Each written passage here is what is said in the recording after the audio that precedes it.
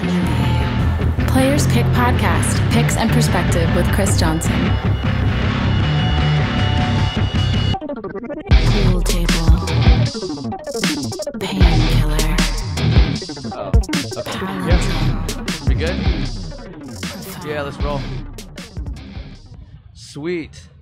David, Steven, I got the bonus today. Like this is This is NAMM Day 2, Friday, 2020 NAMM, Winter NAMM in Anaheim, California, and we're at the Gator booth with David Maxim and Steven Taranto. Yeah, dude. I mean, yeah. Hello. Hey. Hey. Yo. You're like, I mean, what? I mean, yeah. Tell me, what were you gonna say? I don't know. Oh. Yeah. I was being generous because Steven he paid for the Uber yesterday. Oh. So I was like, you have exactly 5 minutes of talking today. Oh, that's perfect. That's all I need, man. That's too much of anything.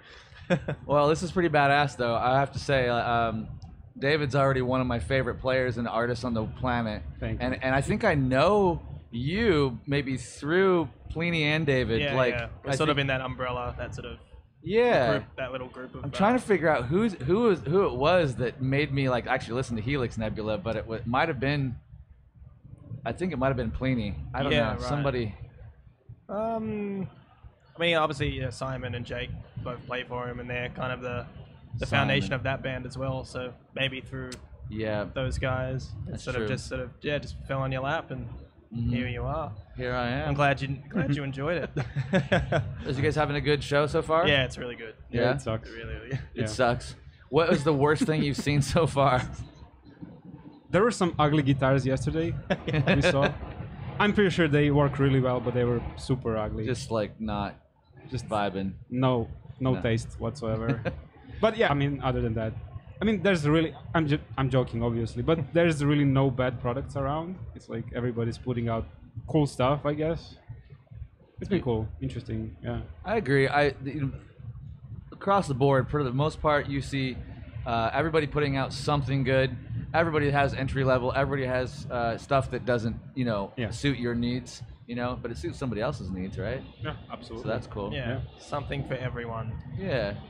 And speaking of something for everyone, I'm curious about guitar picks. We'll talk to David first. Yeah, of course. You latecomer, Steven. Yeah, that's all good. Oh, before we continue, what were you gonna tell me? Are there any terms on how you can use swear words on the podcast and all that? No, it's fine. Cool, because I have some notes I wrote at home. Okay. Just before we came here. Yeah. The guys I'm staying with, which are Simon, Chegs, Troy, Stefan, Steven. They asked me if I can say a couple of things about them. I was like, yeah. Yeah? So I have a couple of notes. It says Simo, which is Simon, big dick. Yeah. He wanted me to let you know that he's... Want to make sure that I know. Yeah. Everybody knows. Yeah, okay. Everybody knows that Simon has a big dick. Yeah. Okay. Chags, who we know as Chase, said super smart. Actually, he didn't say anything. I was just like, I'll just put super smart on it. Troy, he said this. He said, say I'm a cunt, a piece of shit. I was like, okay. And he wants a Steinberg endorsement and says he would pay full price for products anyway. For a Steinberger? Steinberg, the Cubase. Oh, okay. The DAW. Steinberg. That sounds really good too, I won't lie. I want an endorsement with them as well. Really? Yeah. I'll pay full price for a Steinberger. Okay. With extra cheese. Well, and I have Pliny. I didn't come up with anything for Aaron. He was already out. Pliny, he's not staying with us, but he pretty much just loves spooning, opening acts in their bunks. So that's the thing. Is it small spoon or large spoon? He's a large spoon. He's a large spoon. Yeah. Okay. Yeah. So who is typically the small spoon in this scenario? It's me. It's you. It's okay. Me. Yeah. Okay, now we know. Yeah. Okay, we got our announcements out of the way. We can talk about picks now. Okay. Yeah. What do you? So I'm curious about your particular history with guitar picks. What you remember about your first couple of guitar picks? I actually still have my first guitar pick, and really? I'm keeping it in like a small case in the back of my drawer. because I know that's the first one. It's so worn out and it's dirty. Like there's literal mud on it. Wow. But it's my first one, and it's a Jazz 3, a red one, a Jazz 3 XL. Oh, the XL nylon red Yeah. Jazz 3. Yeah. Okay. And that's my first one, and I still have it, and I'm so happy that I have it, honestly. How'd you get it? Where'd you get it? It's just my first guitar teacher. Yeah. He gave me one, and I was like, okay, that's my guitar pick, I guess. Wow. And never changed the guitar pick. You never ever since. lost it. Never lost it. No. Yeah. Yeah. See, I don't know. That's to me is strange because like I mean, I lost hundreds of picks. other picks. Yeah. But just not this one. No, that one is just too special. That's be amazing. lost. I'm impressed. Yeah. Yeah. And you've pretty much played Jazz 3 for most of your career, or Just Jazz 3. just Jazz 3? Yeah. Every time I pick another pick, I just feel like I don't know how to play guitar pretty much. Really? Yep. It's always Jazz 3 XL though, yeah? The larger one, or you like the smaller ones too? Small ones are fine. Yeah. Yeah? I think I'm recording new record mostly on small ones. Okay. Just I don't know. The red ones? I think those are the Animals as Leaders ones. Oh, Animals as Leaders. Well, Actually, they have a similar grip, like a circle grip. yeah. But yeah, those are the ones. Okay. Yeah. Cool. Yep. And so, did you? I mean, you've tried other picks through the years, right? I tried. Yeah. And is it because they're too thin? Kind of, you started off in this thicker place, or maybe they're too round, or No idea. It's just that's the pick that I use. yeah. So you didn't put a lot of analyzing into it. It's just Never, really like, okay, never. that's not for me. Yeah. And you moved on. Yeah. I mean, that's the pick that I use, and I never thought about, Got it. trying another one. Like, that's the shape. I guess it's just the tip of it that's really comfy for me. Mm-hmm. Yeah. I don't know. That's the pick. Okay. The Fair pick of enough. Destiny. Pick of destiny. Yeah. Yeah. And Steven, what about you? Where did the relationship with the guitar pick begin for you? And do you remember your first one or how you got it or anything? I remember when I started playing. I don't know what. My uncle gave me my first guitar when I was like 12 or 13, and he had a couple like Fender picks. They were just like, I think they were like a 73 or something. But I would always break them. I know he gave me like 5 or 10 of them, and every single one of them just snapped in half. Whoa. No idea. So that kind of put me off the bigger picks, and then I sort of moved on to the H3s. It's like the Jazz 3 shape, but it's the Tortex version. Yeah. The mini ones. But I've literally been using those same picks to this day. In fact, I've got a few on me right now. Can I see one? Yeah, sure. Let's see what you got. So they're the 1.14 mil, I believe. It's the purples? Purples, yeah. Oh, okay. These guys. Yeah. Okay. They're pretty standard. You see them in pretty much any music store. Yep. Nothing special about them. But This again, one? like what David said, it's like I've tried other picks over the years, and some are really good. But I always seem to just find myself coming back to that. That's awesome. That's how I've learned. That's how I like how you're ready. Oh, of Like course, you have dude. your favorite pick with you. He's super course, ready. man. I And never that one- have picks with me. And that one looks yeah. well used too already. Yeah. Oh man.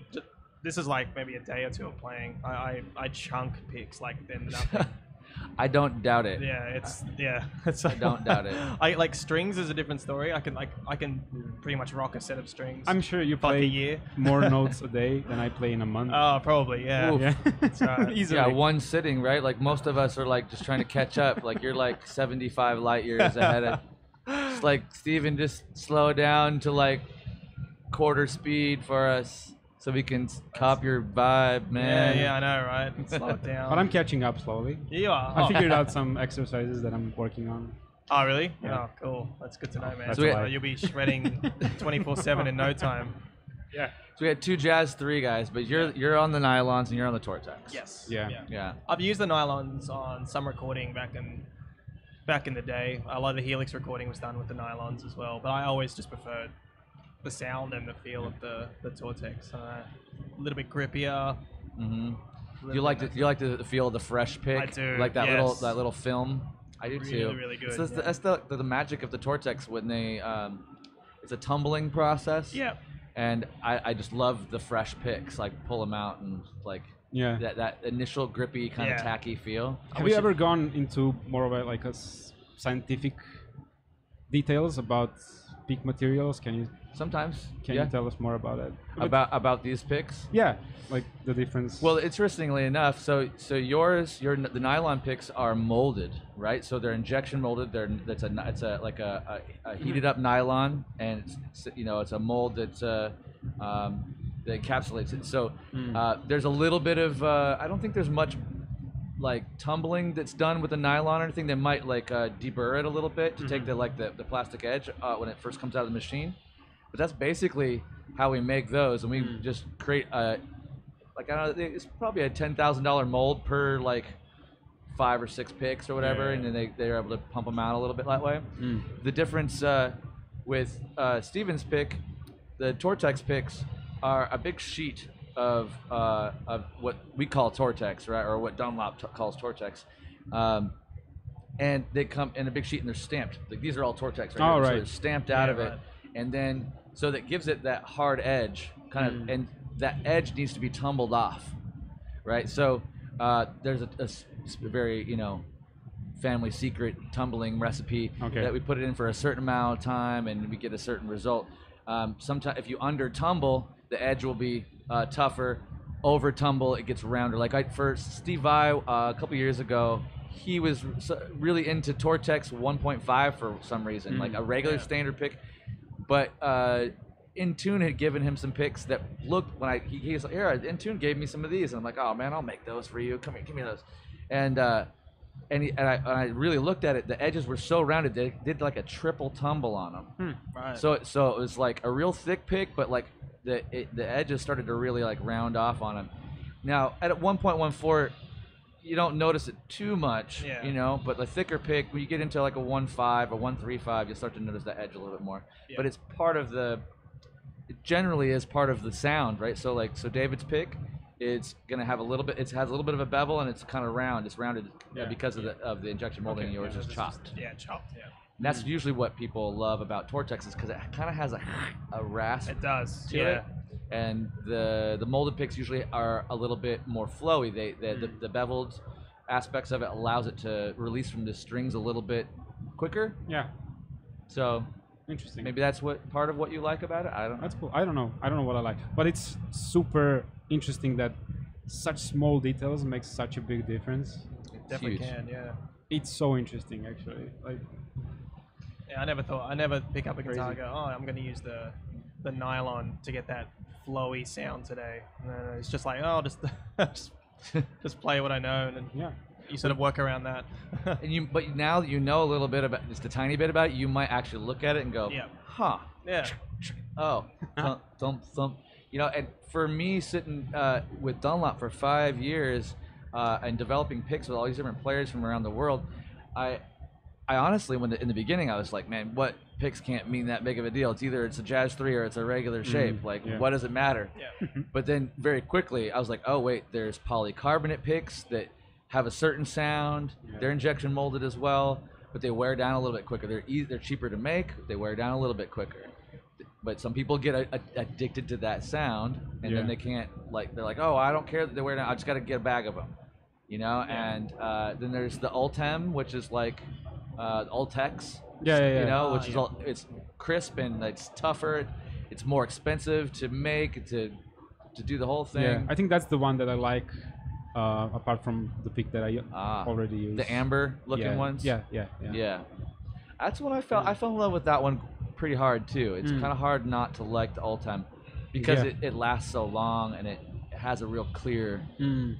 Makes sense. Clear sound to it. Nice.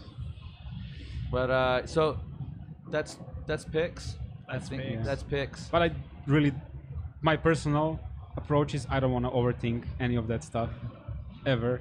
Right. I mean, maybe to a degree where people would say that I don't know much, which I don't really know much about how things work. He was just telling me yesterday about the different neck joints. Like, I know the bolt-on neck. I'm familiar with it because almost all of my guitars are bolt-on.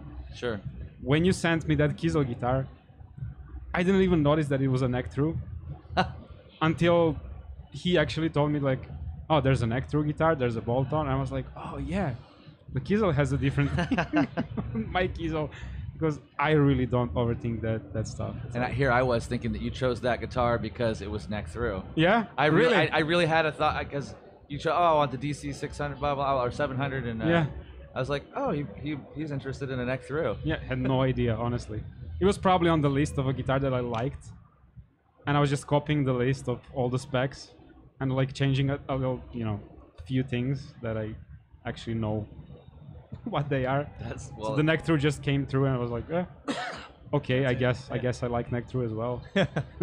They're all good. Yeah. What about you? Because you're doing the Abbasias. That's considered a neck through, or is that a set neck? I believe the one I currently have is a set neck, I believe. But I think they're doing a lot more bolt-ons for the newest production, at least from what I saw at the stand anyway. Okay. So if I'm looking at hopefully getting another one, probably go the bolt-on configuration. I'm pretty used to bolt-on. I'm sort of pretty used to the sort of snappy sort of sound you get from that. So that I'll probably feel even more at home with that, which is cool. Yeah.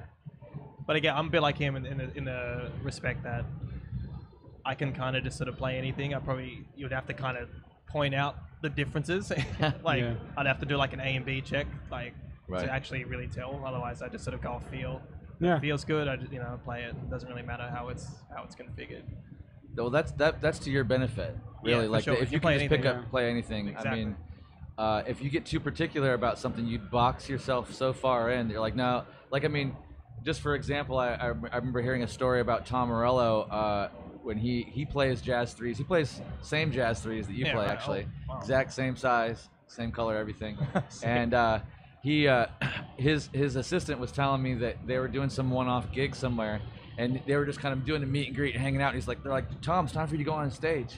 And he's like, I don't have any picks. And they're like, oh, here, just take this one. He's like, look, man, I can't play guitar if I don't have one of my picks. So he tells his assistants, like, go to my car. I know this is crazy. Go to my car. There's some on the floor somewhere in the car. And but he literally has the feeling of like, I'm not a guitar player if I don't have this pick. And and that's both kind of cool because you're like, wow, it's like really specific. Like that's what makes it go for you. Yeah. But at the same time, it's like, wow, like you really like you're just kind of stuck if you you kind of pigeonhole yourself, right? Yeah. And I have a lot of friends that are that way too. They're like, you are always trying a different pick. What pick are you on this week? And I'm like, right now, like honestly, Misha came over and did the podcast about a month or so ago.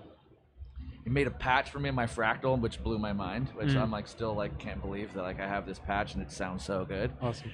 But he was like, oh, I'm playing the Flow 60 millimeter, .60. It's a pretty thin pick, And I'm like, oh, I do like thin picks. But then he gave me the patch and was like, this is why, blah blah blah. I'm like, now I can't play anything else right now. Really? I mean, I will play other things, but I keep going back to that thinner pick. And just having so much fun with it. Meanwhile, not too long ago, I was playing the Flow 420, which is 4.2. It's massive, right? Actually, probably got one in my pocket. 4.2. Yeah, let me see if I got. Is it like a John Petrucci one?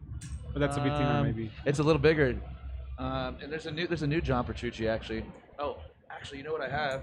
Dunlop threw out these picks at me. Oh my god! That's the new Flow Gloss. That's it. So that's a combo. Man, that's thick. Yeah. This is here's the 420. Yeah. You got one. Okay. But these new Flow Gloss, the idea. Have you ever remember the big stubby? Yeah. The big purple big stubby. Yeah. So we made them in red and stuff back. Those. So this is a combination of Flow and stubby, where it's got the indentated. Oh yeah. The grip. The grip instead of it being a raised grip, it's that little. A little recess. Yeah. Yeah. I like that. That's actually that feels really good. Pretty cool. So they come in 2.0 and 3.0, brand new for the show. But yeah, I jump around with the picks a lot because I have this podcast and I made a lot of cool, interesting picks for people, and it constantly shakes up my playing a little bit too. Like it's like getting a new guitar, and some people can't handle it, right? Some people can't. They're like, oh, dude, I just want to play one guitar and one pick because then I'll assimilate. And I there's nothing wrong with that, Makes sense as well, Yeah, sure. Yeah. Well, I'll be open to trying new things for sure. But I'm just. Well, take a couple of those. Yeah. These look good. Take a big thick one or something. You know. I've got a 420. Yeah. And a 3. Oh, that's a 2. Perfect. Yeah. Try a 3 as well. This one looks interesting. A 1.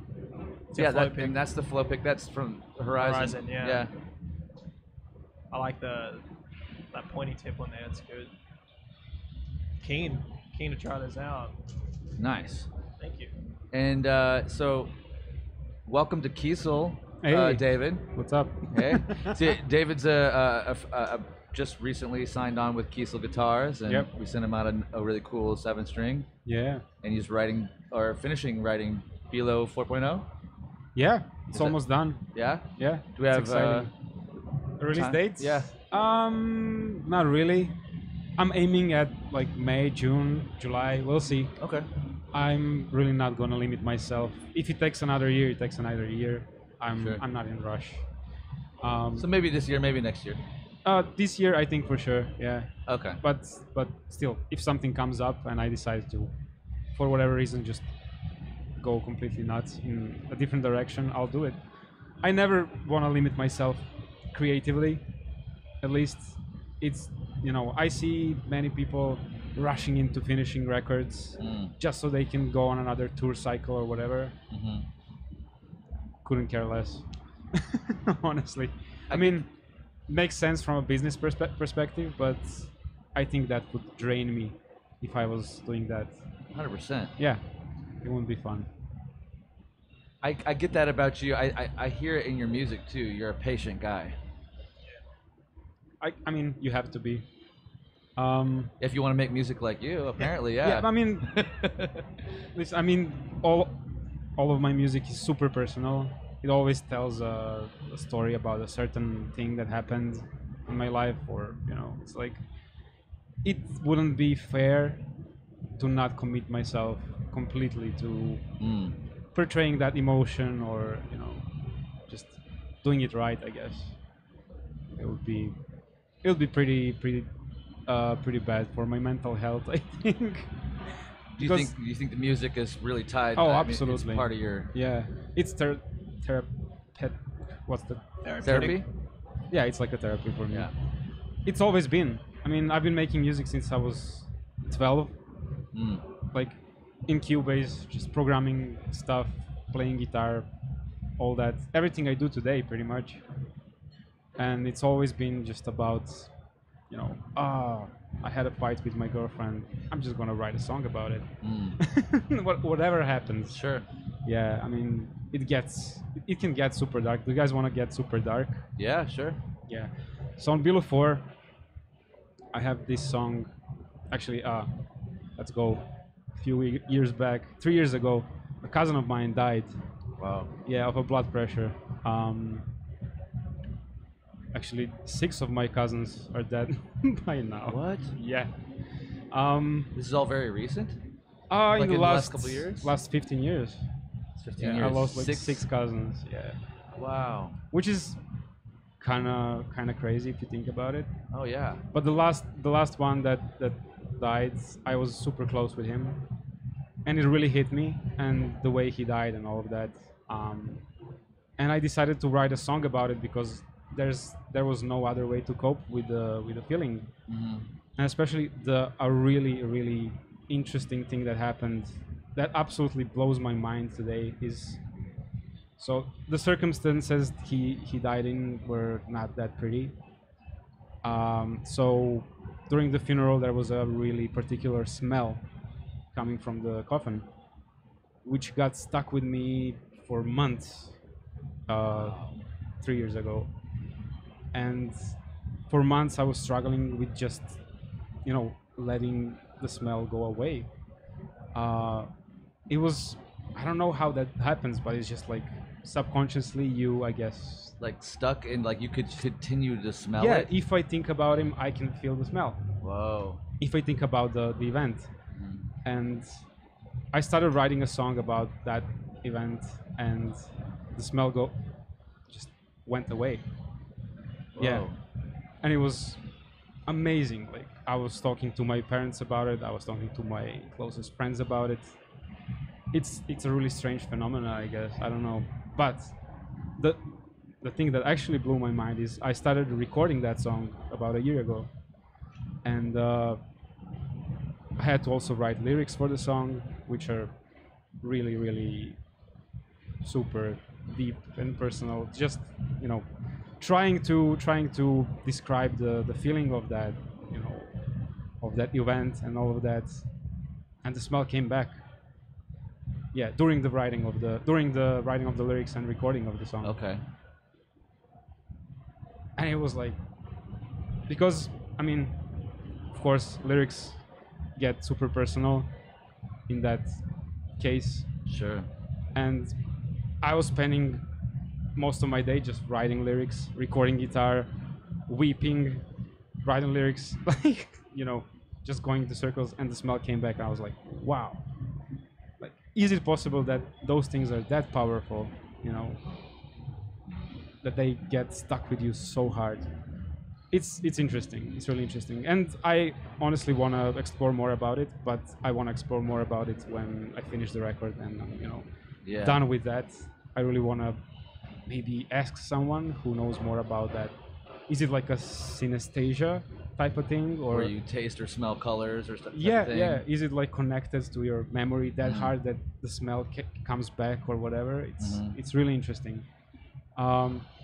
It's something I wanna explore and maybe potentially write a song about, like a concept record. You know, it's a huge topic. I'm sure. That's huge, man. And huge, yeah. I just gotta stop and say, thanks for sharing those intimate details, because I know that's, it's okay. It's an interesting thing to be brought into your world in that way, to know what is behind what, you know, we're gonna be hearing later this year, right? Like. And to also just put myself in your shoes even a little bit, to have lost not but, you know, one or two or three or four, but like a total of 6 cousins, and the most recent to be so close to you, and now feeling like it's so effective, or it has affected and it continues to affect you in the writing process in this way. Yeah, I mean, it never affected me that much, losing the cousins. It's a sad thing to, you know, go through, but it was never this hard, I guess. The first cousin that I lost, he died of overdose, and that kind of, I think that's the reason why I never tried any drugs until recently, pretty much, until I actually got curious and more educated about what they do. But it was always a thing that I was like pushing away from me in a way. I mean, all those events kind of leave a trail, of course. Yeah. But it was never, you know, it was never this impactful. I think this was a hard one to go through. Yeah. And luckily, you know, coming back to why I write music, you know, for, you know, like therapy reasons. If it wasn't to that, it would be a lot harder to go through that. I can talk about it like it's a normal thing now. Sure. But if we were talking about this 2 or 3 years ago, it would be much harder. You know? I can imagine. Yeah, and I mean that's the way I approach all of the stuff that I do, pretty much. Like, of course, I mean, there's nice stories to tell. There's always nice stories to tell. There's a little composition dedicated to me and my girlfriend living together for the first time and spending, you know, I spent most of the last year at home.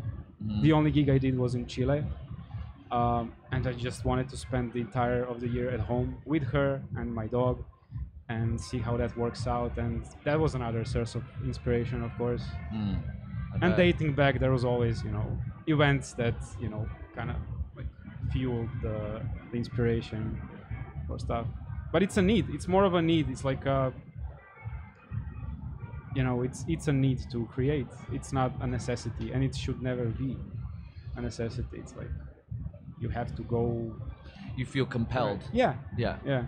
absolutely. Which I think it generally generates a lot of my favorite and most interesting art. Yeah. That I because it comes from a place of, like you're saying, like, well, I don't know exactly how to process this experience, right? I don't know, like, I'm not a trained therapist. I don't have, all the, seemingly I don't maybe have all the tools, but I do have music. Yeah. And if music then becomes the tool through which you process the filter and how to, it's like a lot of people write. They just write in the diary, right? And that's how they get through, right? Or Makes sense. or they sing, or maybe some people they're marathoners, right? Yeah. Or whatever. I do yoga, and I like to play. Thankfully, I have music and yoga. Like I'm super blessed, right? You know? And sometimes we have more than one or two things, but interestingly enough, a lot of the most interesting art and some of the most interesting songs on the planet are not happy songs. Yeah. They're really devastating songs that pull at our heartstrings and somehow evoke an emotion that lets us, even though I didn't experience the thing, when I hear the song and I try to translate it filter it through my own experience, I feel a tug and a pull and vicariously kind of end up freer because of the process that happened in front of me, so to speak. It's an input-output thing, I guess, as everything in life. It's like, for me, at one point last year I started training really hard, just like doing physical training, working out, and it really affected my writing music capabilities in a bad way, because I was putting so much of myself into it that I didn't have a need for another output, if that makes sense. Yeah. And I would be just empty. Healthy but empty. It was like I got nothing to say. I mean, I have something to say, but it's like it affected me in a weird way. So I slowed down with exercises and all that. You're like, I'm not sad enough. I need to like get that. No, it's not. Yeah, but it's kind of like that. It is. Yeah. And I was like, I'm doing like lighter exercises.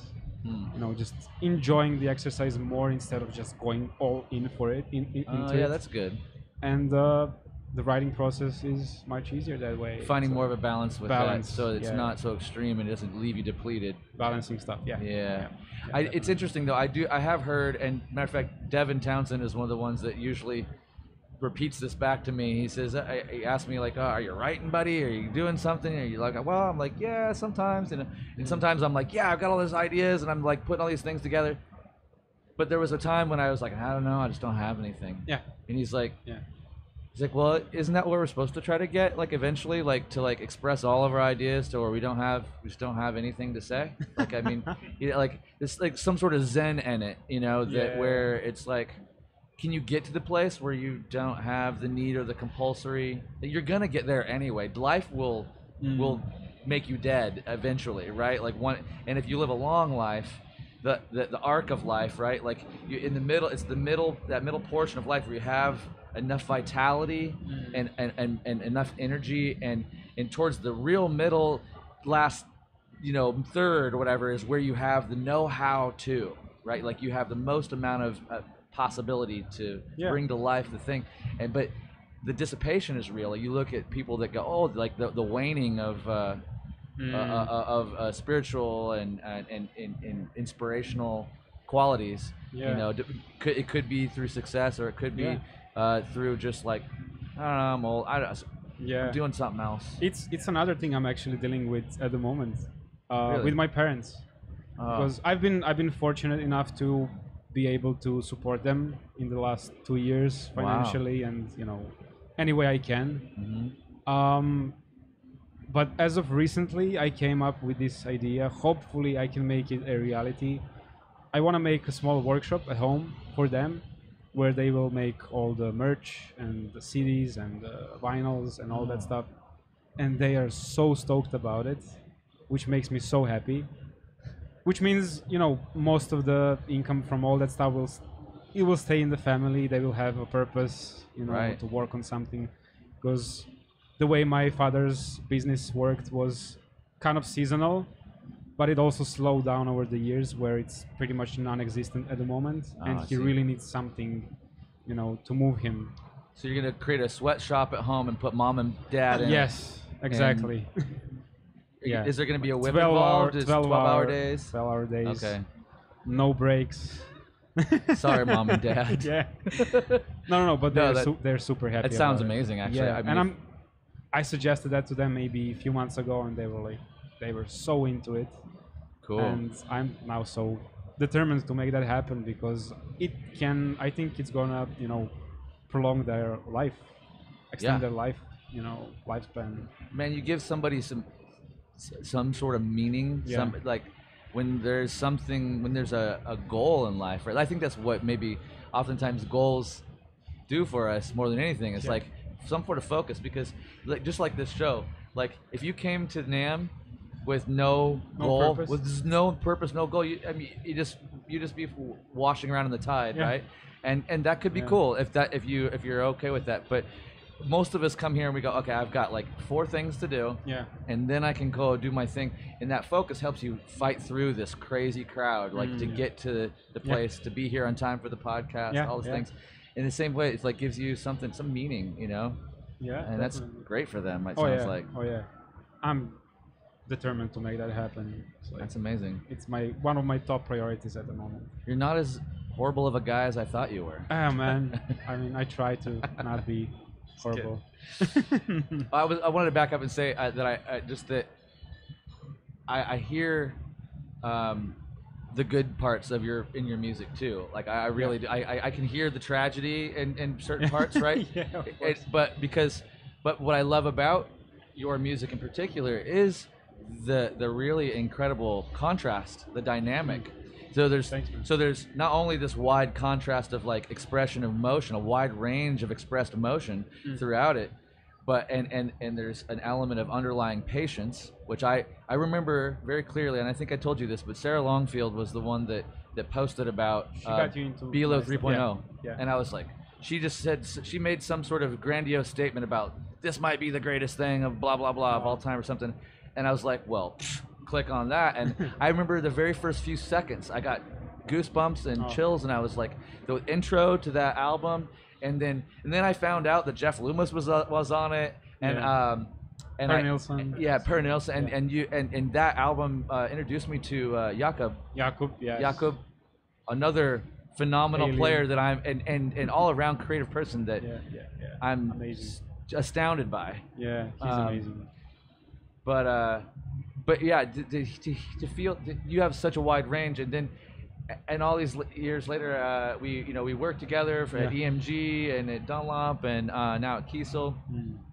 But I remember a few years ago, realizing I was probably back at EMG. I was like realizing that you have the same birthday as Devin Townsend. Right. Yes.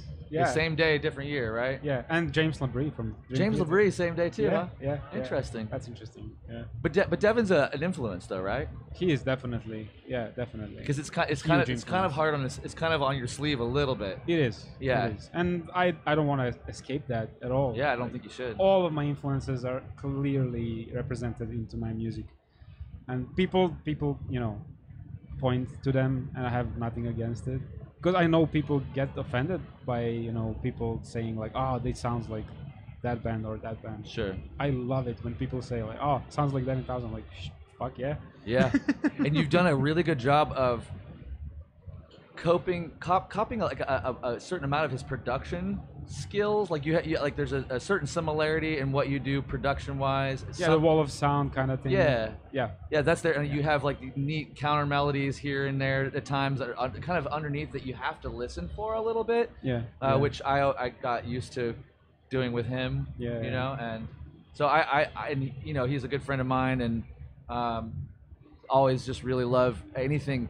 It's really neat to see somebody in the world that has been influenced by him so obviously, but yet didn't try to make his music, didn't like go, I'm gonna make a Devin Townsend song. but you have these different qualities of what he has done and like inspired you to do, and you've kind of remixed them into this cool artistic extra proggy thing. I guess you can look at it like he's one of the I guess tools in my toolbox that I can use to portray all the emotion that I want to to show. And as much as it is John Petrucci and all the other guys that were a huge influence for me growing up as a musician, and I mean, Below 4 is such a weird record. Yay. It's super weird because I don't even know what to say about it. I think it's the first record that I think has most of me, like me, Mm-hmm. my sound, my original thing. Yeah. As that sounds so bad to say. I'm like, that's so me. No, I mean, still there are influences in it, but I feel like I think it's on another level. So cool. Stupid to say that. I sound so stupid to say it. You can say it, man. And you're talking to one of your biggest fans, so I'm okay with you. It's all right. And the people that are listening are excited about that too. They want to know that. Yeah. You know? Yeah. I just don't want to fuck it up. You're fine. You're taking your time. It's gonna be good. Yeah, I'm taking my time for sure. Yeah. What about you, Steven? Yeah. How you doing over there? Good, man. Good. Yeah. Enjoying all the stories.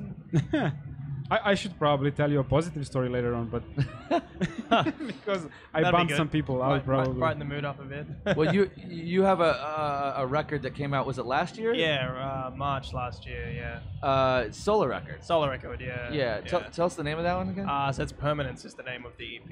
Yeah. I just released it under my own name, just to sort of differentiate myself from Helix, even though there's you could sort of hear a lot of the influence from that first record. Totally. Yeah, that was cool. I've been wanting to do something like that for a long time. My stuff is definitely not as I don't sound as patient as David does here. I'm very much just in your face all the time. That's kind of where I'm at. Why are you like that, man? It's hard to say. I don't know. I'm always my mind is always going. Like every time I pick up a guitar, I'm always playing something I didn't play yesterday. Like it's just I rarely learn songs or routines. I kind of just always work on new stuff and like trash 95% of it. But as long as I'm working on something, I feel like I'm accomplishing something every day. Really? You trash 95%? Probably more, honestly. Yeah, there's a lot of stuff that I've recorded on my phone. I got like voice memos and I don't even remember recording them. So it's like if I didn't actually have this here, that idea would into the ether. Gone forever. So yeah, a lot of the Permanent stuff was just trying to capture a lot of that but on the fly sort of you sound. can hear it in your music, like your impatience and all that. Yeah, for sure. You're like that in person. That's as well. part of me, like who I am. Yeah, exactly. So yeah, it's very much like David. It sort of stems from a very personal. Like I can be a pretty emotional person. I overthink like as much as like the worst person on earth can. Yeah, I overthink myself into the ground and end up not accomplishing anything. But it sort of plays into that theme of just like, I mean, the first actual song is called Throne of the Anxious, which was, was sort of a metaphor for like a plane seat, because I hate flying. But it was it was sort of like just how I was sort of feeling at the time. That's why it's a very chaotic, like, no intros, just straight into it kind of thing. And it's like sort of, it was like my take on what an anxiety attack can feel like. It's a lot of overthinking and a lot of noise and things going on, but then there is some tranquil parts, and then it just hits you again like a ton of bricks. Does the process of writing to help quell the anxiety a little bit? Does it do therapy for you, like in similar ways, or does it work differently for you? Not directly. Like maybe subconsciously, there is a bit of a healing process taking place while doing it. I think it's just a raw expression, really. Mm-hmm. Yeah, it's just like, this is where I'm at right now, and this is personified into something a bit more real. Is your overthinking and anxiety, is that you get to a debilitating place with it? Where you shut down and you have to like withdraw type of thing, or? Oh yeah, I'll take days, weeks off sometimes, listening, writing, playing. I just need to separate myself. I was telling David this before. It's like, that's why I work a regular job on the side as well, just because I like to sort of separate the two. And if I get really sick of one thing, I can fall back to this other thing and I feel better, and then vice versa. So what do you do on the outside? I sort of like, I kind of like semi-manage like an electronics store. It's just like retail sort of thing. Yeah. So just serving customers and all bits and pieces and stuff. Probably feels kind of nice and regular, has some structure. Yeah, a lot of talking, which I don't do in my music as well. So again, it's that juxtapose of interest there as well. I like that. Yeah, exactly. I see that. That's how I mean, like, eventually I'd probably want to do music as a full-time thing. I should probably work on that a bit better. So I'm just sort of telling myself this is why I want to do it. But I think the balance is a big thing for me. I can't bang my head against the wall doing one thing without. Is there anything along the way that actually, like, is there a workout or is there anything else that other than doing music and working the opposite kind of job that helps pull things into balance for you? Nothing. Drinking coffee. Yeah, I do drink a lot of coffee. That doesn't help the anxiety go up? No, or it calms you down? That kind of just normalizes me, I think. Yeah, okay. yeah. I think I'm sort of so deeply addicted at this point. It's basically just the fuel I need just to function at this point. Yeah. Anxiety aside, I mean, it could be playing a part. You're right, but I'm too scared to give it up. I know I have a friend of mine that he will drink like way too much coffee. He's like, I gotta get 4-5 strong cups. You know, I gotta be shaken before I leave the house. Wow. Yeah. And I'm like, man, that can't be good. I mean, that, on one level, like I know you think that's probably doing the thing for you, but it's probably doing a lot worse than good. Well, I know my limits with the coffee stuff. Like, I have to sort of have the same amount every day. It's like I need 3 or 4 cups, and I'm good. Yeah. I'll never ever go over 4. Like, my body just doesn't physically let me. So I feel like it's sort of. I feel like that arrangement seems to work for me because I know I'm not going to overdo it. Okay. But I never undo it. There's a new thing I discovered on the way here, flying to LA this time. Yeah, because I hate flying as well. Can't stand it. It sucks. It sucks. But for me, it's just boring. Super boring, super annoying. So Sure. I discovered I listen to podcasts and just like shows about plane crashes. But during the flight, yeah, just makes everything so much more exciting. Wow. Well, Yeah.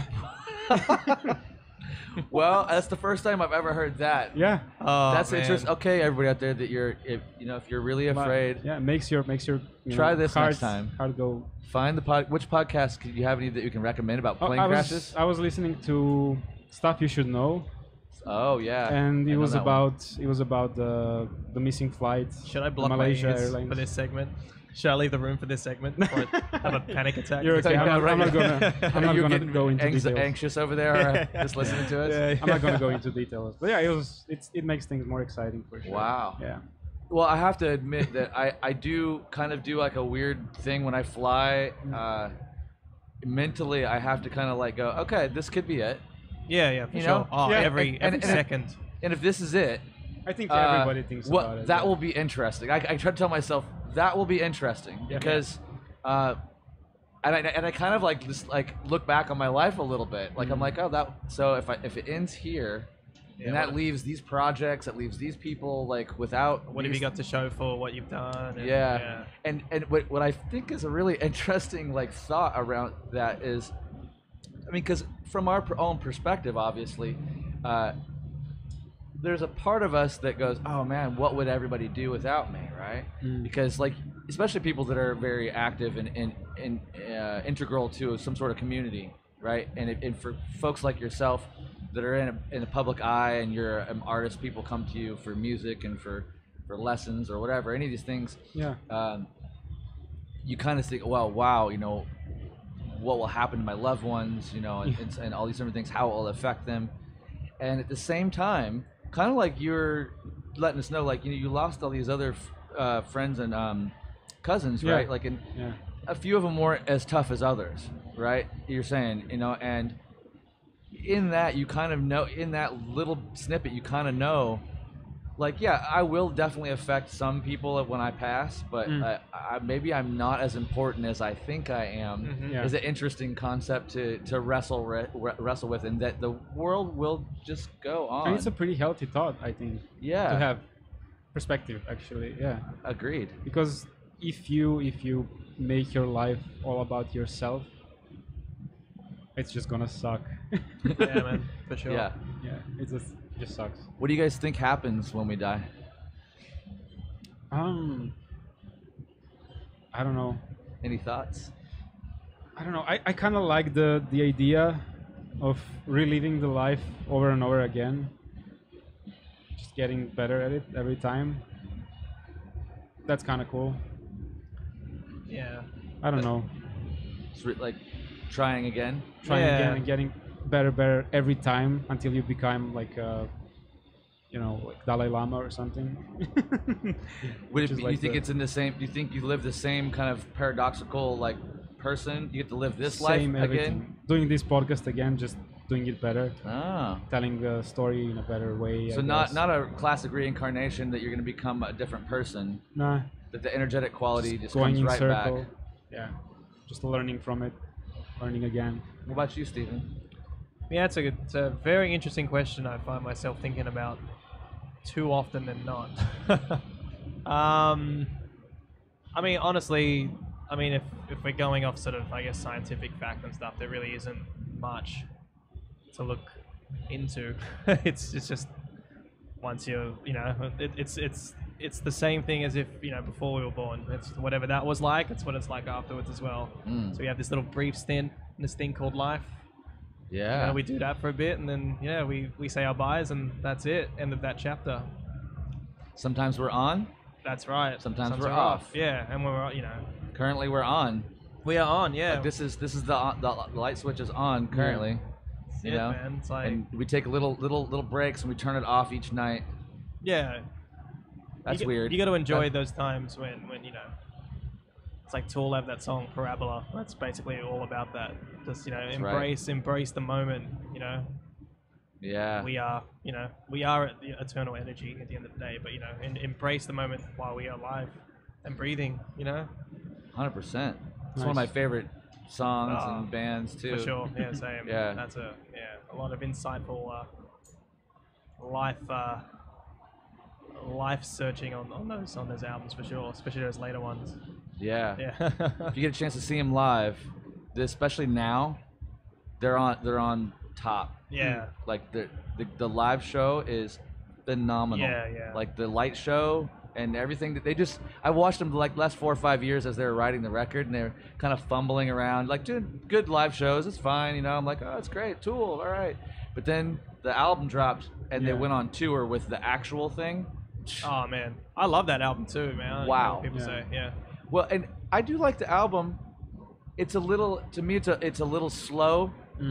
I would like it. That's just for me, and No, I think other people feel that way. But when those songs are mixed into the set, it works. Now right? I'm like, oh, this makes sense to me. Makes sense, yeah. As like a part of their lexicon, part of their discography. It makes sense. Nice. But I honestly, the way it flowed, it's not like, I don't hate it. It's just like not my favorite Tool record. No, that's all definitely it is. not my favorite. You know what I mean? I can definitely see what they're definitely being very ambitious with their songwriting and stuff. I kind of like, I mean, they've always had a lot of moments of you know, particularly Lateralis and 10,000 Days, a lot of meandering and a lot of just moments of just noise and like noisescape sort of stuff. So to me, it felt like just a Tool album. Like that's just what they do. People say it's slow. It's like, well, they'll never really just in your face kind of band since the first album, really. Like, and even then, Anima had a certain. Anima was like Anima and Lateralis. Lateralis started to deviate a little bit more, but Anima felt, even though it has its big deviations and long big things, the way it was sequenced, maybe. In the way those flowed tracks really well, for sure. And there's, you know, there was no third eye on this album. You know? Like there's no like, you know, like, and I just kind of was hoping for, but that's all. They still got life in them. They can make another record for sure. Yeah, it's not over. Hopefully they do. Sometime in the next 20 years. Yeah. I mean, it's an adventure. That record. Yeah, it is. It's an adventure for sure. That's it. Yeah. Which is what you want. That's what I look for in music anyway. I want to be taken somewhere, and they succeeded, so I can't be too mad at that. At least to me. Speaking of music, we got a few minutes left, and I would like to see if you guys could give us a couple of recommendations of stuff maybe you've been listening to lately. That is there anything that you're stuck on, or is that it could be big or small? But I'm always old, new. Yeah, asking for if there's especially if you got something that's like maybe not that well known. Yeah, man. But anything. Been smashing a lot of Sick the last record? I've always been a fan for years, but I've sort of had a bit of a resurgence in there. Their last album was amazing. Their last mini EP, Opacities, I thought was really overlooked as well. Came out in 2015. I don't think I listened to that. Phenomenal album, man. Really? Yeah, every song was just like super varied and like interesting, and everything just I don't know, like they're spastic and they're insane, but everything flows so well. I love those guys, man. Cool. Yeah, I can't say enough good things. Carnival, I'm frequenting a lot recently as well. Do they have a new record? No, record? nothing like no studio recordings or anything that are out now. But yeah, just whatever they've got out. Armada, Sound Awake, Asymmetry. I like them all for their own reasons. Those are good recommendations. Yeah. Oh, yeah. If you haven't checked out Carnival, you're seriously doing yourself a massive. And Carnival's spelled with a K. Yeah, Carnival, like so. And it's VOOL. That's right. Yeah. So KAINIVOOL. Yeah. That's some life-changing stuff. Cool. What about you, David? Nothing. You got nothing? You don't listen to music right now? No. That usually happens when I write. Oh, that's where you kind of I completely close off. stop. Yeah. I can't listen to anything really. So is it weird being here where everybody's like showing, Oh, it's just noise. Just so it's much not music.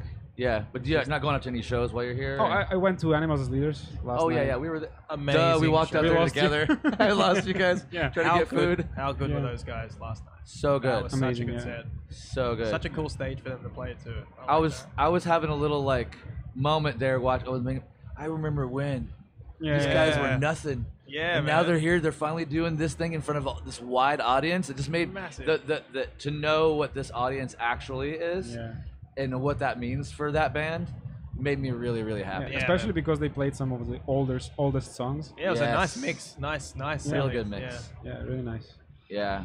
The new guitar, Tosin Scott too. I mean, everything. It's just Yeah, like dude. both Tosin and Hobbs both got these fresh guitars, and they're both looking all fresh. Yeah. Javier actually is looking real. Like he's like. Oh yeah, He looks like a little more built than normal, yeah. and his beard is extra I tried badass. they're when all we looking were- very healthy. Whoa. when we Matt- were Matt touring as well. Australia. We went to workouts together. I couldn't follow him. No, No way. That guy's strong Absolute Yeah. monster. a rock. It's like amazing. Yeah. he's been really on the straight and narrow too. He's like clean and sober, and like Yeah, right. really like he's been doing the meetings. He's like such an inspiration Nice. in a lot of ways because Yeah. I love just hear whatever you're doing. I love it to hear when somebody is able to like pull themselves like get checked and realize like, oh, I'm gonna flip things around and like not waste my life and not not let myself go down the dark path, so to speak. you Yeah, know? that's right. And he interesting enough because he's such a happy and jovial like guy. Like not very many people knew that he had any issues or anything. Yeah, and he yeah. was just like, no, like I know I hit it pretty well. Yeah, But right. I knew when it was time. I just like needed to flip the switch. Yeah. You know? It's really clearly cool. working for him. So props, man, for sure. Yeah. Love those guys. Yeah. Yeah. Any last sentiments, words, shout outs? Shout out to my friends that I'm staying with. Just kidding. Yeah, me too. Me too. Wait, what? Shout out to Serbia? Oh yeah. Yeah? Hell yeah. Shout out. You got anybody in Serbia that needs to be shouted out? Of course. My parents, my beautiful girlfriend, Yeah. my dog. Yeah. Those Yeah, are the same. things that matter. Shout out Australia. Shout out my fellow Aussies. Yeah. Aussie, and all the good stuff. Obviously, my parents are being super supportive. Oh yeah, I said I'm gonna leave it on a positive note because yes. of the dark Oh story. yes. How much time do we have? Should I choose a shorter one? Shorter one. like a minute. Okay, short one. It's abbreviated. Because I don't usually tell these stories on the internet or anywhere else because I don't want to make this thing like telling stories behind my music a selling point of my music. Mm.